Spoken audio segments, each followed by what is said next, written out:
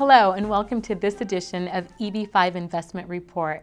I'm your host, Amy Rios, and today we are talking to our field correspondent, Joseph Whalen, EB-5 consultant, advocate, trainer, and advisor. Joe is a former USCIS adjudicator with extensive knowledge and expertise in the EB-5 program. Today he will discuss the Carlsson case, a lawsuit recently filed in California by a group of investors against USCIS for revoking their I-526 petitions. Welcome to the show, Joe. Can you tell us about the Carlsson case and what the current status of it is? Well, certainly, Amy.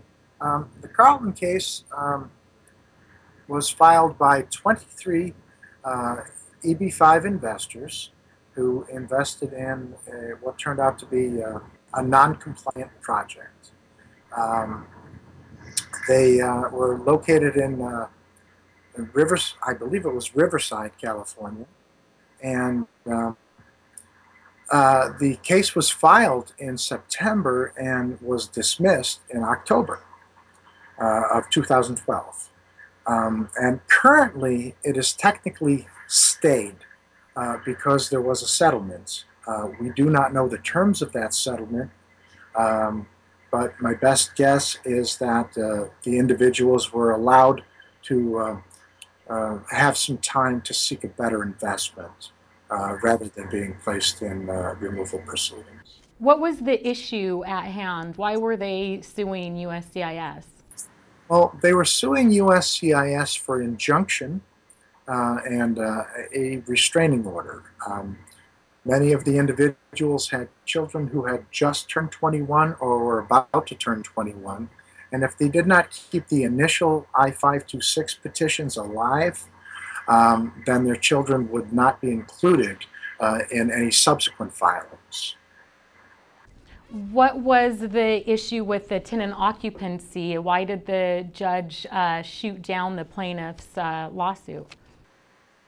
Well, basically, the occupancy issue had to deal with being too unfocused. The original American Life Regional Center proposal spoke to developing warehouse space, and it went into evidently went into more detail than this actual project did, and included more improvements and greater expenditure on the part of the EB-5 investors. In this particular project, not enough money was spent developing the property. Most of the money was spent on simply buying the property, and thereby they were merely acting as landlords rather than truly developing the property for any specific kind of commercial enterprise. So they really didn't know what kind of jobs would be created and what kind of tenants would occupy the space. That's correct, Amy. They did not identify even any specific type of business or any kind of commercial enterprise. The actual statute requires regional centers to identify the kinds of commercial enterprises that their efforts will focus on developing. And this particular project did not do that. Now, what is the lesson learned from this case, and how has it affected USCIS and their petitioning process? I think that USCIS has turned a corner, and they are now recognizing that facilitating job growth through types of projects where you do count tenants and tenants' employees is now being accepted more readily by USCIS. Not in this particular case, of course, but it's very illustrative that you have to be sufficiently detailed in the type of commercial enterprise that's going to be facilitated. And those words are actually used. The facilitation-based nexus is what we're talking about, and that's specifically referenced in one of USCIS's more recent releases. Now, have any of these investors been deported? As far as I know, nobody's been deported yet. As far as I know, no notices to appear, or NTAs, have yet been issued in that particular case. What kind of advice do you have for investors? I feel for these investors that filed this lawsuit. You know, some of them were here in the United States. They were going to school. They were working. And now they may have to go back to their country, and there goes their American dream. So, for investors now that may be watching this, what is the best piece of advice that you can give them in order to avoid being involved in a lawsuit? Do your due diligence. Do your homework. Make sure that you have your own business analyst check out the business plan. Make sure that you have your own economist check out the economic analysis, the job predictions.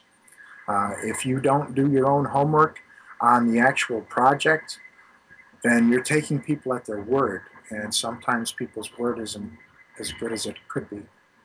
Do you think this Carlsson case had any impact on USCIS's guidance memorandum that they sent out in December? I think there may have been some influence, as I mentioned, where the facilitation-based approach to creating jobs is being recognized formally. It's something that the agency had been recognizing it all along. They just didn't say it out loud. When I was adjudicating the regional center proposals, that was a common theme, that an individual was creating a space that was needed in a community and in an economy, and so it's nothing terribly new. It's just that a lot of people out there who were putting forth regional center proposals weren't being very clear about things. And they were confused in their own minds as to what would qualify and what would not.